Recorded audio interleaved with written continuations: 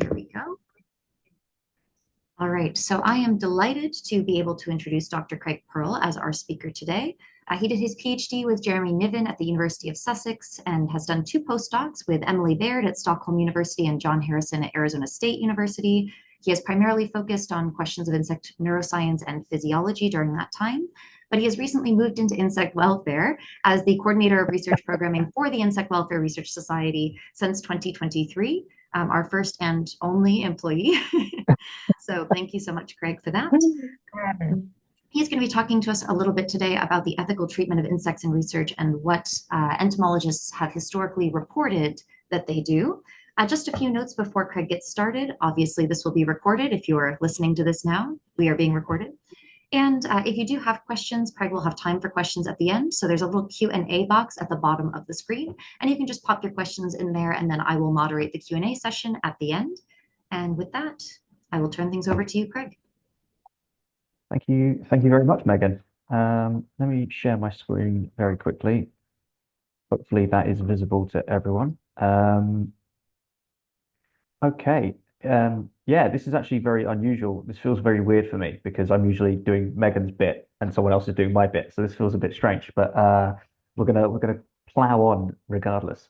So yeah, I'm really happy to be able to present quite a lot of data actually from a paper which is in review at the moment, so hopefully coming out soon. Although the preprint is available online, there'll be a link at the end. Talking, yeah, as Megan said, about sort of historical trends in ethical reporting among entomology researchers. So without further ado, I'll get us going. Okay, I'm gonna have to hide that window. It's getting in the way. Okay.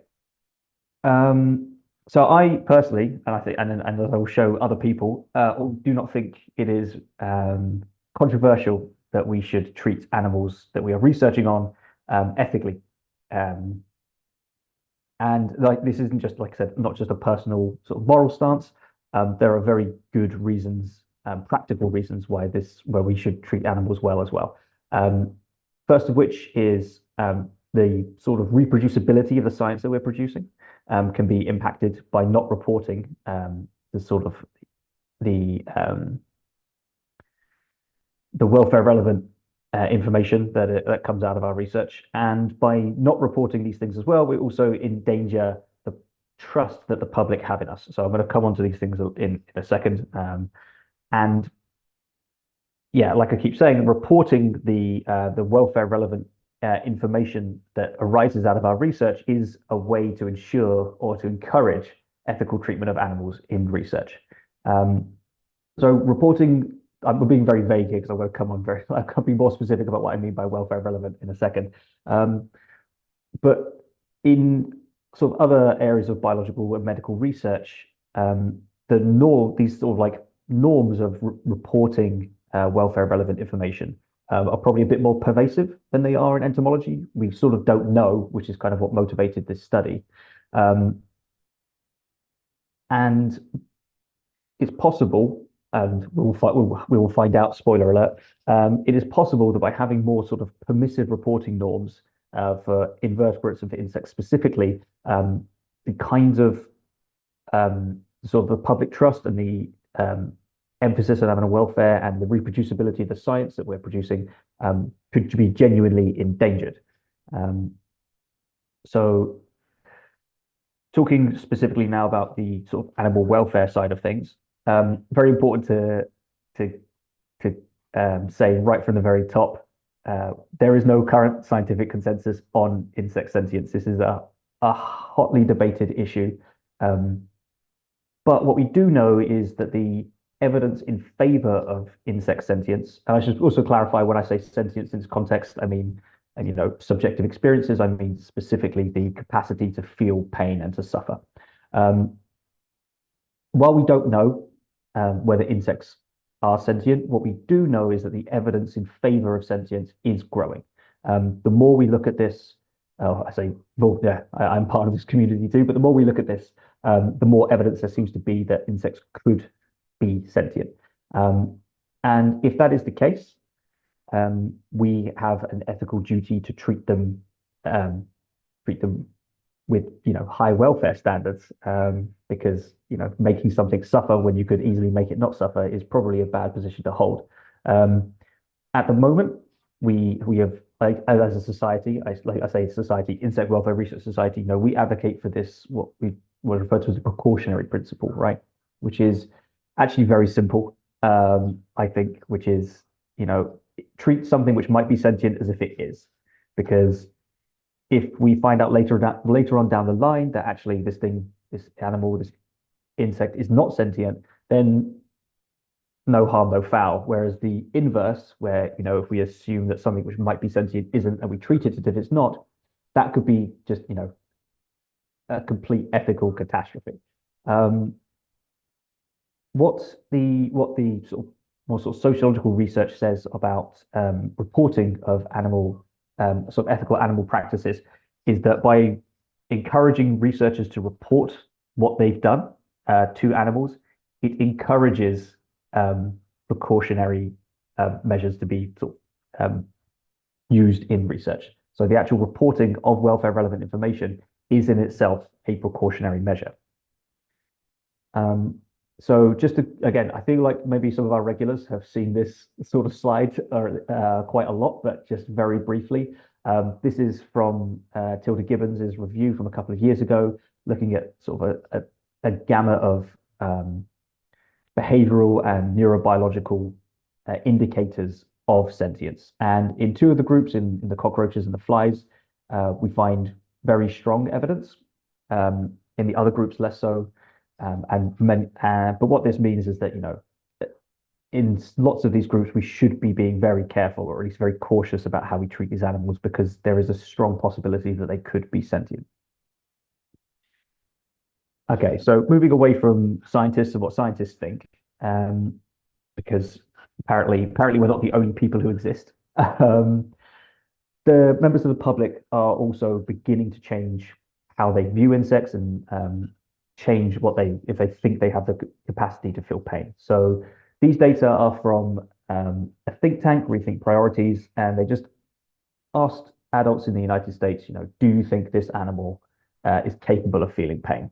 Obviously, at the top here we have dogs. This seems Yeah, no, this seems pretty obvious, but I'm fascinated by the sort of 2% of people who don't think dogs can feel pain. That is quite interesting to me. And next on the list, we have chickens, which is very similar numbers to dogs. The vast majority of people do think that chickens can feel pain. Interesting enough, fish, despite being vertebrates, are slightly lower. But again, I would also kind of think about the agrees and the don't knows as kind of grouped together here. Because essentially the people who say don't know, it could be that they might think that fish can feel pain if they receive more information about it. We don't know exactly what their opinions are. And then coming into the insects, we actually see very similar numbers for fish. Again, looking at the agrees and the don't knows together, while there are more don't knows, I would also argue that the vast majority of the public know more about fish than they do about termites. So it does seem as if public opinion is shifting, or we're getting, in this quite. I assume the survey is representative, but we are seeing that many people are now beginning to believe that insects are capable of feeling pain, at least in line with the number of people who think that fish can feel pain, for instance. And just to drive this point home, here's a graph from a recent paper. Now, I realize this looks a little bit misleading. I was very much drawn in by this, but this 65 plus category, that's for individuals. So I'm going to choose to ignore that for now, because I don't know that 4 is representative necessarily. But if we look at these other age groups, we see that the younger you are, the more likely you are to think that insects can feel pain. That's what this question is asking. Do you think that insects can feel pain? 18 to 24-year-olds are much more likely to think that than the other groups. That was the only statistically significant group other than, the 65 plus. But like I said, I don't put too much stock in that. But the take-home message from this, of course, is that opinions do seem to be changing. Opinions do seem to be shifting. And while that is interesting in and of itself, it also raises issues for how we conduct our research. And so what I mean by this is we are talking about what's called a social license to operate. And this is, it's always kind of a vague term, it's nebulous. Like I've got a couple of definitions here. Um, Specific definitions do seem to differ among researchers, but the overall idea is that an institution or a business or an industry has an unspoken agreement with the public.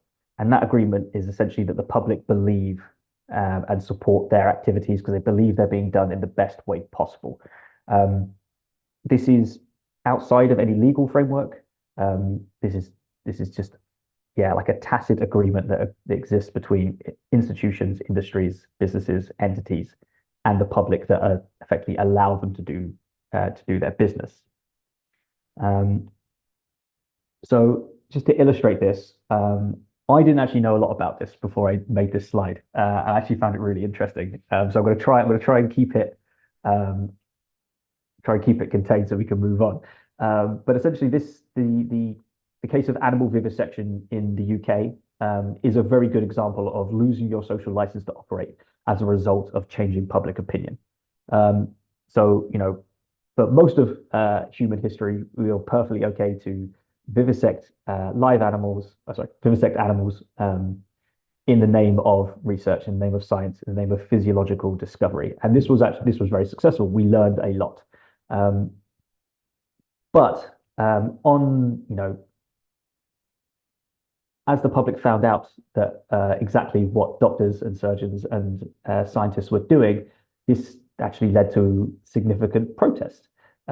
Most of this protest, kind of coalesced around these anti-vivisectionist groups, many of which were led by suffragettes, interestingly. And it all kind of culminated, and this movement gathered support not just among members of the public, but eventually government ministers, and I believe even the royalty were drawn into this. And it's kind of led to what is known as the Cruelty to Animals Act in 1876, which essentially made researchers have to apply for a license before they did any vivisection. This is self-created created opposition from people who researchers who felt that vivisection was a vital part of the research they were doing. But again, like I said, the take-home message here is that attitudes from the public eventually caused a change in the research environment. So the funding, the sort of licensing that you have to do, this was not a change which was led by researchers themselves. I should also point out the reason why there's a picture of this dog here. This dog sort of inspired some protest because it was vivisected in public, and there's quite an inflammatory inscription on the statue, which caused I think genuine violent riots amongst medical research, like students and campaigners. Anyway, really fascinating. I highly recommend everyone goes and looks it up because I really enjoyed learning about it. But moving back onto our topic of the day, which is research in entomology and reporting of welfare relevant information. The third sort of strand of this is the impacts on reproducibility. So I've pulled out this graph from a great paper from 2017. And essentially, this paper is looking at the effects of different types of anesthetic on Drosophila. And then measuring sort of various different phenotypes from those Drosophila after they've been exposed to these anesthetics. And there's a lot of information here, but the important thing to recognize is that the impacts on different phenotypes vary depending on the anesthetic that is administered and how long after that anesthetic is administered. So I think the really obvious thing here is just to look at, say, fecundity and exposure to CO2 and cold versus exposure to isoflurane and sevoflurane. I think the cross hatchings indicate a significant difference. And the reason why this is interesting, well, other than obviously being interesting in and of itself, is that if you are conducting an experiment and you simply write in your method section, we anesthetize our animals before conducting our experiment. That is missing the type of anesthetic that it is, the dosage, and how long the animal took to recover. And all of these things, took was given to recover. Um, and by not reporting this information, you are making it difficult to replicate your results, to reproduce your research. So even if we are like only concerned, if we were only for some reason concerned about reproducibility, lots of this welfare relevant information impacts how we do our experiments and the results that we get. So this all kind of culminates in asking this question of what entomological reporting standards look like. And this all kind of motivated this research project. And I will detail the stuff we actually looked at, the questions that we were asking in a second. But all the questions were kind of couched in the three R's. I'm again assuming that many people watching this video will know what this is. Essentially, it is I guess the framework which we operate under when we're trying to reduce harm in research. So we're looking for you look to reduce the number of animals that you use in the research as much as possible. You look to refine the methods that you use, your experimentation, to cause minimal suffering, and then you replace animals with non-animal alternatives where possible. We were looking through all the papers, looking through what was effectively the entomological historical record. We didn't look for papers that were replacing animals, and that is simply because it is difficult to tell when something is being replaced because that's not typically part of the methodology. So people might be doing lots of modeling on insects, but they're probably unlikely to say, "Oh, we thought about doing, actual live experiments with actual live insects first, and then we replaced our animals with this model." No, they're just going to report that it's a modeling paper. So we don't know what motivates these model, like I say, a modeling paper. So we didn't look for those. We did focus on reduction and refinement specifically.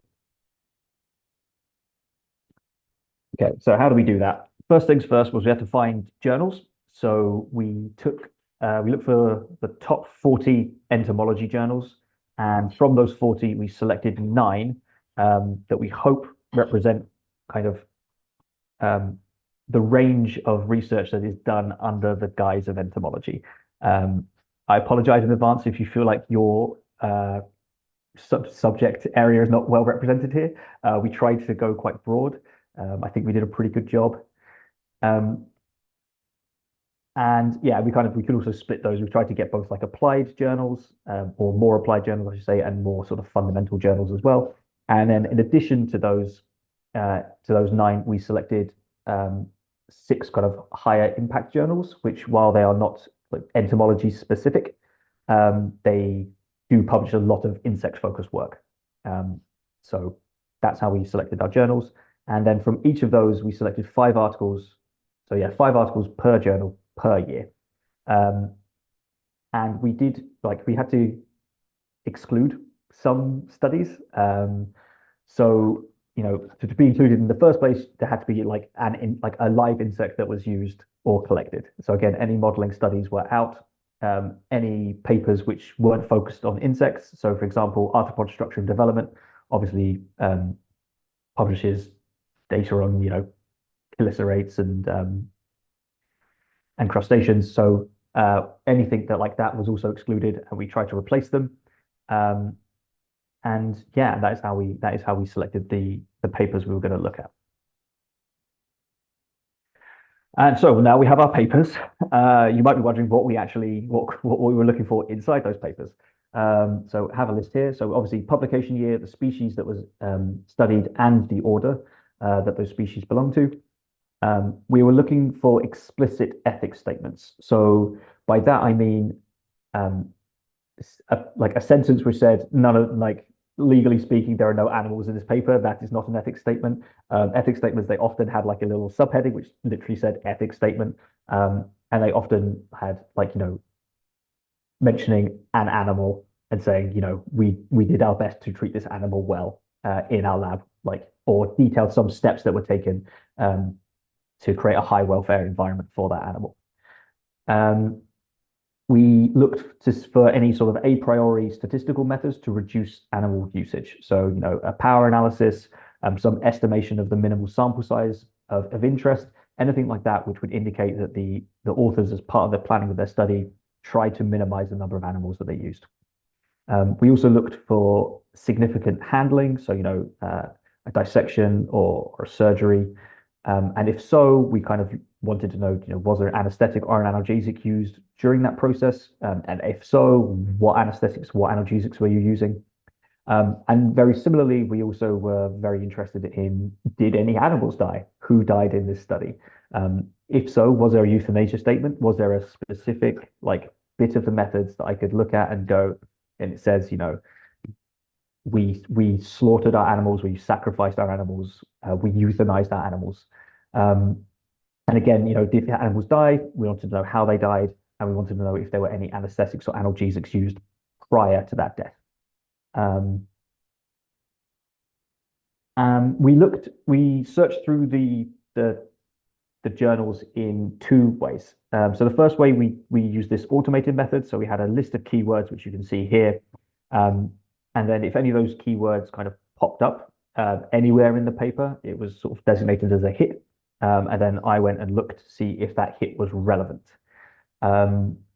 So like, for example, let's try to think of a good example here. Like, the word ether, that might be used because that might come up because ether is an anesthetic, or it might have been used as, producing some sort of solvent or other lab chemical that was part of your investigation. So I had to go and look and go, okay, what is this word being used in a relevant context? And if it was, then I would, delve into the paper, ask the questions about, did an animal die? Was an anesthetic used, et cetera, et cetera. Having done this, we realized that we were actually missing a lot of information. Mainly, the problem was that I was only looking through papers that had hits. So there were lots and lots of papers where an animal may have died or an anesthetic was used, and I didn't even look in the paper because it didn't have a hit. So I went through manually as well. So I basically skimmed the method sections of these papers to look for all this sort of welfare relevant information that we were interested in. So yeah, so we have like two methods. It may seem a little confusing, but hopefully it will become clear, what has been used for what, and if not, I will explain again. Okay, so with all of that preamble, I think we're ready to dive into some results. So this graph is showing anesthesia methods. So this is only for papers that had an insect that died or was invasively handled. Because obviously there was no death and there was no handling. I should say, it seems like you might be thinking, oh, well, hang on, how is there a paper which didn't have any death or handling but did use a live insect? Like, there's lots of behavior, and there's lots of behavioral work out there where animals are filmed but they're basically unharmed. So those are excluded, for example. So this is just papers which had handling or death, and the vast majority of them do not state do not state an anesthesia method. So I say this from the top, so I'll probably reiterate this a few times, which is this is just what's reported, right? So it doesn't necessarily mean that that there was no anesthetic used. It just means that the authors didn't say that they did use an anesthetic, so we don't know. What is the other thing that's interesting that pops out of here is that that freezing and chilling are like very popular methods for anesthetizing an insect. I have personally used this myself, and apparently, as I've learned subsequently, this is not recommended by actual invertebrate veterinarians. They do not consider cold to be a recommended anesthetic. So a lot of the CO2, I believe, is. Someone can correct me if I'm wrong. Apologies to YouTube if I've made a mistake there. I believe CO2 is, but the most popular kind of anesthetic that is used is not recommended by invertebrate veterinarians. So this sacrifice method plot, this is from the automated methods. So these are like papers which had a hit. And we can see again that freezing is the most common way, or the most popular way. I'm not sure how to phrase that exactly. The most popular way to to sacrifice an animal. But again, we see this kind of dearth of information. So 38% of papers that had a hit for sacrificing an animal, they did not say how that animal was sacrificed. Um, so that could be like a really common example of this, just that I obviously remember from looking at all these papers, was like RNA extraction. So lots of papers say, we sacrificed an animal following manufacturer's instructions off of the RNA kit, something like that. So they specify that animal dies, but it's not stated exactly how that happens. Now, obviously, if you are in the field, if you are familiar with these techniques, you might know how that is done. If you're not familiar and not in that specific field, that might actually be a mystery to you. Um, so that's the kind of thing we say like none given. That's what we mean. Moving on again, this is the manual searching method. So looking like skimming through these method sections, looking to see if an animal has died, and then recording how that animal was killed. Again, we see something quite like fairly similar, other than so like and one thing that's very obvious here is that our automated methods were not good at picking up on animals that were dissected because this is incredibly common, but is not really represented in our automated methods. Um, but again, like at this point, not stated becomes the like the most frequent category for how an animal died. We don't know necessarily. Um, I believe in the if you go look in the manuscript itself, like I don't have time to talk about it today, but like I did do it like an inferred death as well. So like I can, you can look at the methods and go, okay, well you've done this experimental procedure, so I'm assuming this is how the animal has died. But again, this is still an informed guess rather than it being explicitly stated in the paper. We're going to like zoom in on this dissected um, sort of way of killing an animal for a second. So like 304 um, papers reported killing an animal through dissection, but very few of those papers proportionally reported using an anesthetic before they did so. Um, so you can see the breakdown here. And again, it's very interesting. And again, like I said, I've done this myself. Um, Chilling and freezing are very common. Like the most common way to anesthetize an animal before you dissect it. And as we've just established, this is not actually recommended by invertebrate vets. And very, very few people are reporting that they use an anesthetic when they're dissecting an animal. Again, I'll reiterate, every chance that people are doing this, but they're not saying that they have, so we don't know. Okay, this is a slightly complicated plot, so I'm going to do my best to decipher it, and hopefully I'll be clear in what's going on. So focus first on the blue line with the open squares. This is the sort of percentage of papers by publication year that had any death at all. So it's just like, did an animal die in this paper? Okay. So next, take a look at the red triangles, the closed triangles. Those are um, those are papers where an animal died, but there was significant invasive handling beforehand. Okay. And then I will draw your attention next to the black circles where an animal died, but there was no invasive handling. So only animal sacrifice in those papers. And if that's still unclear, you can think of the open squares as essentially the sum of like the triangles and the closed triangles and the closed circles. Um, um, and finally, I say finally, we have open triangles where there was neither handling or any insect death, and then we have the diamonds, the sort of brownish color, the gold color, which is handling only, so invasive handling only. We only have two trends. Papers with have any sort of death in them have increased, and papers with just handling have decreased over time. Everything else, there is no relationship. So another sort of longitudinal data set here. This is looking for those explicit ethics statements. So we're looking at the proportion of papers overall that had any sort of ethics statement. And it does increase.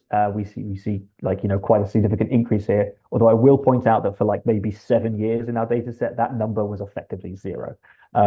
So it's encouraging that there is an increase here, but it is worth paying attention to the fact that we started at like no papers at all having any explicit ethics statements.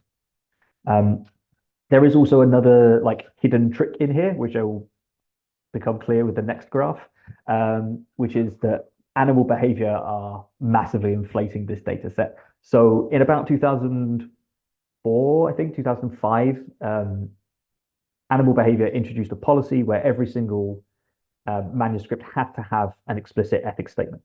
Um, so we can sort of see that by the averages. So these are means and standard errors. Um, animal behavior does look like it exceeds um, all other journals. Um, the other thing that I wish to point out here at this juncture is, um, 2004, 2005 is when this policy was introduced, but we're still averaging at like, 25% of the papers in animal behavior had an explicit ethics statement. Um, that does not account our data set started in 2000, 2004, I think, or 2002. It's bad that I can't remember that, but there are many papers. You have to forgive me. Um, what that means is that even though animal behavior have introduced this policy, it is not sufficient to make everybody include an ethics statement. And that is likely because enforcement of that policy is from the entomological community, right? The journal can say you have to do this, but the people who are submitting the papers, the people who are refereeing them, even the people who are probably editing those papers are entomologists themselves. And we can see from looking at these other journals that the idea of having an explicit ethics statement in your manuscript is not very pervasive. So while there might be a journal policy, it's unlikely to be enforced until the community decides this is something we feel like we should be enforcing. Um, okay, so there's a bit more analysis on this as well. So like none of the other journals, like excluding animal behavior at the very end, like none of these other journals are statistically significantly different from each other. Oh, that was a mouthful. So we kind of lumped them all together so we could compare them. And to nobody's surprise, animal behavior does have a much higher proportion of ethics statements than the other journals. And again, just to like, well, this is actually a bit of good news, I suppose, which is so this green, like the black line with the open triangles, that's basically the graph that I showed you before. But now we've superimposed another regression line, which is all those other journals. So this is that the green line excludes animal behavior, just has all the other journals in it. And we do see a significant increase in the numbers of ethics statements, which is actually interesting. So none of those, as far as I know, none of those other journals are enforcing this. This is just something that they've done. That's just something the authors have done, which I think is actually very interesting. That like nobody's making anybody do that, but some authors are already beginning to include ethics statements in their entomological publications. Okay, this is an analysis looking at the scope of the journals. So when it says vertebrate also, that just means that the journals in question also publish vertebrate work. They're not exclusive to insects or exclusive to invertebrates, but the papers themselves are only insect papers. So, for example, Journal of Experimental Biology publishes lots of vertebrate work, but the papers that we looked at only had insects in. We didn't do any vertebrate papers whatsoever. What we see is a significant difference in the percentage of papers with anaesthesia statements and with sacrifice statements. Again, it could be that, the expectation, the norms in those journals that also publish vertebrate work, which have to have, which are sort of, have more oversight in what sort of information they have to publish alongside, could be impacting the kinds of things that people think that they should also be putting into their entomological publications. Unclear. Like I said, it could also be back to this idea again that many entomologists are doing these things, but they're just not reporting them. Again, our data can't show us that, unfortunately. Okay, this graph. This is a breakdown of the instances of these orders appearing in the papers. So this isn't number of papers. This is the number of times a species from this order would have appeared. So some papers obviously have more than one order in them. Like you can see there, I have Insecta on this graph. I recognize this is not an order, but it like after when you're doing like lots of these papers were doing biodiversity work, they were doing broad sampling. Um, so I think it was like after 3 or 4 orders, I just said, okay, you are doing many orders, um, and broke it down that way. Um, but the interesting thing here, well, the first interesting thing is that the vast majority of species that appeared in our papers belong to 7 orders only. I don't know what this says about our like imagination as entomologists or the sorts of questions that we think are tractable, but very um, few orders actually appear, and it is these 7. Um, and it's very interesting that it is these 7, and this may not be a surprise because we're going to go back to this Gibbons review and note that the 6 orders that were investigated as part of this review do appear in most commonly in our sample. I'm assuming again, I don't know. I'm assuming that the reason why these 6 orders have like some evidence that we can ask questions about in terms of like, can this thing is this animal sentient? That is because they are probably the most researched, so there's most evidence to look for. Most notably, though, the Hemiptera are missing. I think they're the fifth most common. I think they're the fifth most common in our sample, which means they're obviously being like significantly researched, but we do not have any sort of neurobiological or behavioral indicators or lack thereof of their sentience. So in terms of like future research priorities, like I think this is quite high up there.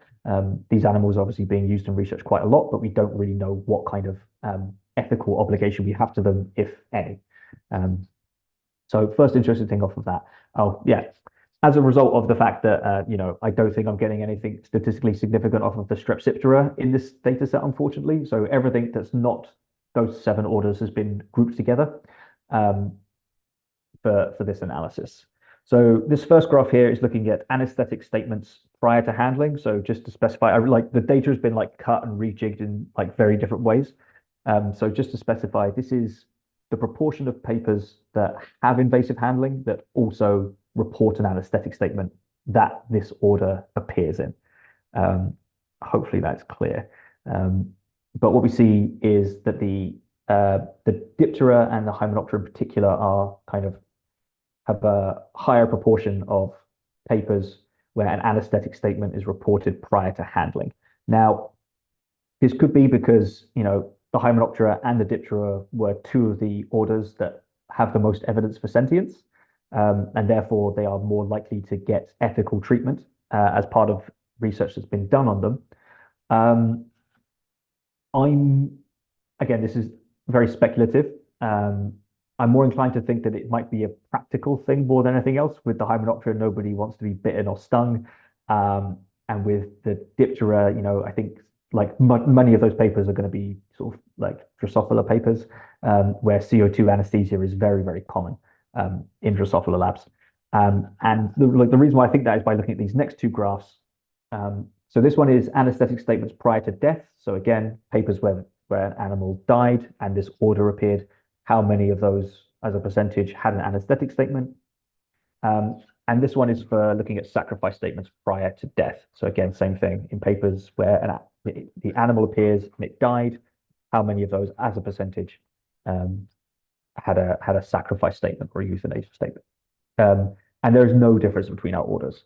And I would, again, I don't, again, it's very speculative. I can't prove or disprove this, but my hypothesis would be that if the differences among the orders that we're seeing in this first column on the anesthetic statements prior to handling, if that was to do with a reflection on people's thoughts about the potential sentience of those orders, we would presumably see that reflected in these other graphs too, but we don't.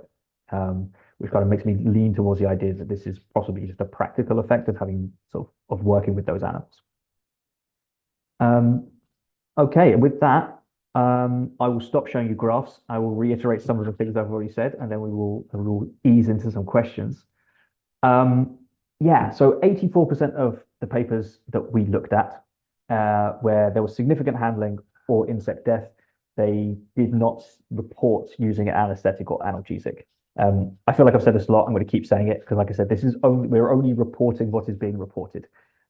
It is entirely possible that many of those papers are in fact using these like anesthetics or analgesics for when they're sacrificing their animals or performing surgeries, but they're not saying so, which is a bit of a reproducibility issue. Um, the cold or freezing is a very commonly used anesthetic. Um, However, it's not necessarily recommended by veterinarians, and so there's one of the things that come out of this is maybe there needs to be a bit more sort of interaction or crosstalk between invertebrate vets and entomologists, like researchers. Um, as a researcher, I've never had anything to do with invertebrate vet that I know of. So I don't know how what other people's experiences are, whether this is common for them. It's not been in my experience, but it seems like there may be some use that could come of encouraging that kind of interaction. Um, what I will say about the sort of lack of reporting of anesthetics and analgesics is on top of whether it's happening and just not being reported, is if there is you know an attempt for a humane death. So if a death is as near instantaneous as it gets, you also don't necessarily need an anesthetic.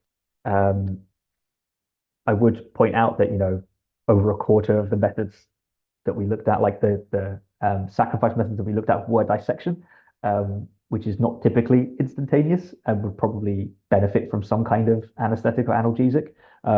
But again, this is just kind of a speculative question, or something that needs to be considered when looking at that headline of 84% of papers had significant, like that had death or handling, didn't report anesthetic or analgesic use.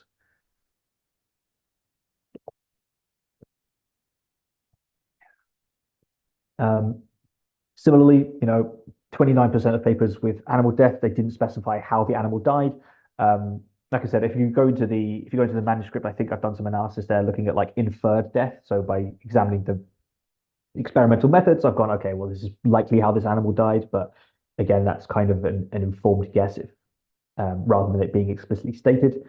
Um, and yeah, like again, I won't labor this point about dissection too much because I think I've already covered this. It seems like chilling, freezing, perhaps not the way to go, but is very commonly used. Yes, and again, to what extent this is a welfare issue or a reproducibility issue, we don't know that from these data. All we can say is that it's not necessarily like this information is not being reported as much as it should be. And if people are doing this, then they should be, more specific with their methods. So we would really encourage people to write like exactly what they have done to animals in the course of the research. Yeah, we saw that co-publishing alongside vertebrate research in a journal give you a little boost. You're more likely to report anesthetic and analgesic statements in that case. And the significant differences that we saw among the orders for anesthetics prior to invasive handling are not reflected for anesthetics prior to death or for a euthanasia or a sacrifice statement before death. And again, whether this, like my instinct here, just looking at those three graphs, which are granted is not necessarily the strongest evidence, it seems like this is more of a practical choice than it is a reflection of like people's beliefs about the strength of evidence for sentience in those groups. Um, okay. So this is my last point, I promise. We do have this encouraging increase in the proportion of papers that had explicit ethics statements. This is very, very good. And this, like I said, some of that bump is not because the journal or anybody has enforced it. That is just a thing that researchers have decided that they're doing. It'd be interesting to know what motivated those people to include those statements. So, like with that in mind, and with the fact that the change in policy at animal behavior didn't suddenly miraculously make a 100% didn't make 100% of papers have an ethics statement, indicates that this, like, if we do want to change how we're reporting this quite important information, if we want to change how we're reporting that, that has to kind of be a bit of a community effort. This is not going to be a top-down change that can be enforced because the community needs to decide that we're going to do this. And there we go. That is the end of this presentation. Thank you so much for listening and for your attention. This is a link to the to the preprint. There's all this stuff in there. There's a lot more as well. Like there is, as somebody who looked through, 1,300 odd papers, there is a lot of information there. So I really encourage you to go and take a look. With that, I will thank you for your attention and hand back over to Megan. Thank you so much, Craig, for that fascinating and wonderful sharing of your research and also some interesting stories about ethical treatment of animals and research more broadly. So I'll remind everyone that we're going to have a couple of minutes for Q&A. And so if you have questions about any of the data that Dr. Perl shared, you can always throw that into our Q&A box at the bottom of your screen. So I will get us started if you're ready, Craig, with a couple of Yeah, questions. absolutely. So is there an effort in the entomological community to distinguish between anesthesia and immobilization? Great question. Not that I'm aware of. I think that's a fascinating idea because I think a lot of this stuff is done behaviorally, right? So we look at an insect and we go, well, it's not moving. I prod it and it doesn't do anything, and therefore we assume this tonic immobility is an indication of like being insensate, for lack of a less controversial word. Um, to my knowledge, I don't know of any efforts that have been made to investigate whether like tonic immobility is a good indicator of um, you know being being insensate or unaware. That I think would be a good thing to look at. That sounds very interesting.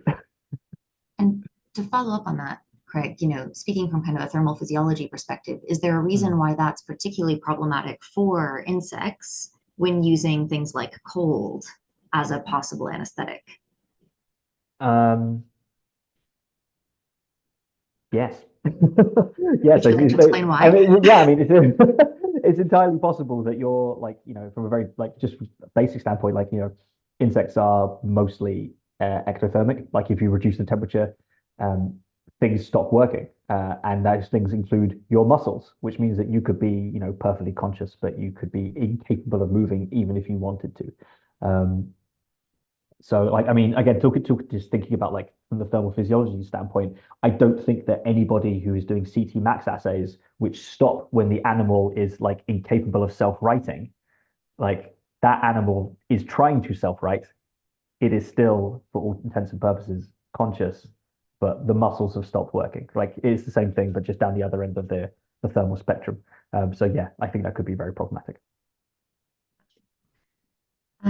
So I know that you called out some results about, Hemiptera actually being like relatively well studied and kind of making it into the top, I think you said 4 or 6 or something orders, at least from your survey of the entomological literature in these particular journals. So obviously, like you mentioned, that was not included in the Gibbons review. We don't have kind of a rating for Hemiptera according to the Crump or the Birch et al. Framework. Yeah. Do you have any sense that we should like a priori think that Hemiptera could vary substantially from some of the other orders that were studied? It's actually fun. Like I was actually thinking about this as I was speaking those words because I was like, because the Hemiptera are actually very diverse in terms of their like morphology, their physiology, like their life histories. Um, they're like, you should think about like a giant shield bug or a Coreid and then like compare that to an aphid. Those are like very, very different animals doing very different things. They're just like united by this stylet. And so like it's actually probably quite like a very interesting order to look at in this context, but I think it could actually be very challenging because I mean, not to say that the Hymenoptera aren't diverse, but like we have kind of like what four majorish groups, depending on how you'd like to divvy things up. Um, and I think morphologically, most of the Hymenoptera are much more similar to each other than some things in the Hemiptera. Um, so yeah, I can't remember the exact sorry, I can't even remember your question. I got too excited, but yeah, it seems like it would be a really interesting group to look at in this context, but I think quite challenging. Yeah, definitely. So we have another question. This one is about, how do we kind of trade off the desire for improved insect ethics in research against studies that are specifically seeking to kill insects, like those that are trying to investigate Yeah, novel insecticides for human disease, like mosquito research? yeah. Yeah, great question. I'm gonna like just to begin with, I'm gonna crib a line from Megan that I really enjoy. Thanks, Megan. Which is, as somebody who's interested in animal welfare, I am also very interested in human welfare. So I think it's worth stating at the very top that like doing this research and looking at the reporting of this welfare relevant information is not an attempt to get in the way of doing this research. Like I said, I'm a researcher. I think this stuff is important. I do think it needs to be done. Um, but I think we can do it, but also we can make moves to treat animals better as we do this research. Like just to draw a parallel between like what we do say with mosquito research, which is obviously very medically focused, and a lot of other medical research that gets done. Most of that research gets done on vertebrates, and it happens on mice, rats, dogs, even like I personally do not feel like medical research has been impeded by the by researchers being asked to consider the welfare of the animals they're working on. Like we live in a very complicated and difficult world where we have to make trade-offs all the time about things that we think like in a moral context, right? Um, and that means that we have to and that for me that means that animal research shouldn't be excluded from considering those trade-offs, right? Um, I do think that malaria, like mosquito research, is very, very important, and I wouldn't wish um, for anyone's research to be impeded. However, not everybody is doing malaria research. Not everyone is doing health critical research. Um, and if that's the case, we can start to ask ourselves some questions of like, okay, well, how can we treat the animals that we're doing this research on better? What are the best possible life we can give to this animal and still get the information that we need to make our lives better and the lives of other people too. Yeah. I'd also just add to that that I think your research, Craig, shows that there could be serious issues for reproducibility for not Yes. reporting on a lot of this God, information.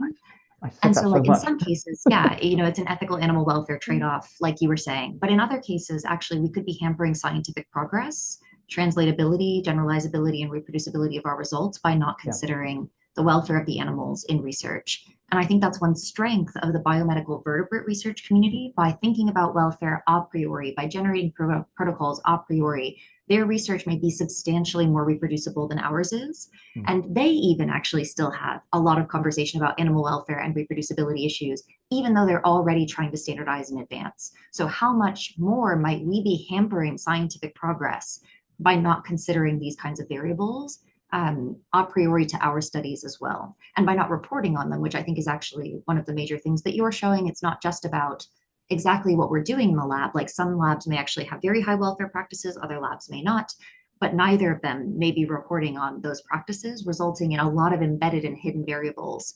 Um, so I think that's also, a really interesting question. Is when are we actually getting in the way of our own progress by not thinking about these particular questions?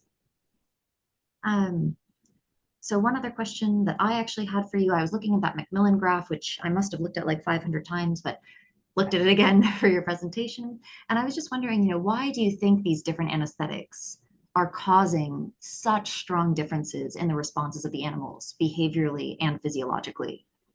I have absolutely no idea. I'm just going to say I don't know. I mean, I guess last time I checked, which has been a while, so I could be very wrong on this. Which is I don't think we're actually too certain how like anesthetics work. I don't know if anyone's got any ideas. Like, please weigh in. But I'm not sure we actually understand physiologically how an anesthetic functions. So I mean, for cold anesthesia, for the insects at least, we have a pretty good idea of how that works. But for the sort of the isoflurane and stuff, like I don't know that we have a good understanding of how that works even in vertebrates. So it's possible, like whatever like physiological impact those anesthetics are having, um, like whichever pathway like they are causing their effect through, it just has other other impacts on phenotypes that were measured. But yeah, I did like my most honest answer is I don't know. I just wanted to say we received a follow-up comment from the mosquito researcher who asked that prior question, saying that, you know, just wanted to say thanks for the thorough answer. For context, I don't think anything you said suggested the impedance of future research. I personally, as a mosquito researcher, simply wrestle a lot with the moral implications of killing so many of them. And I would say that I also, as somebody who researches insects as food and feed, I kill a lot of insects because I work on slaughter methods. So I totally understand wrestling with the moral implications of killing insects. And I think Craig also probably understands that too. Yeah. So thanks for your question and thanks for your comment. We probably have time for one more question. So the animal behavior results were really interesting, suggesting that these kinds of editorial policies can kind of introduce changes in community practice over time, but also that they may not be particularly effective either immediately or, like to the extent that you would want them to, that the editorial board would want them to be. Yeah. So this question is about, like how would you suggest that journals or publications improve on the animal behavior model if they wanted to try something like that? How would they get more success? Yeah, that's a very good question. I don't. My instinct on it would be that you have to change like bottom up rather than top down, right? So like my take on the animal like that animal behavior bit is that yes, it's very good that the journal decided that they wanted ethics statements in all their manuscripts, but until the community kind of caught up with this, it didn't necessarily happen. There was one year, I think 2022, that every paper we sampled from animal behavior did have an ethics statement. So like again, it'd be interesting to again in 10 years, it'd be interesting to do this again and see what these data look like. Um, so yeah, I think it has to start like yeah, bottom up.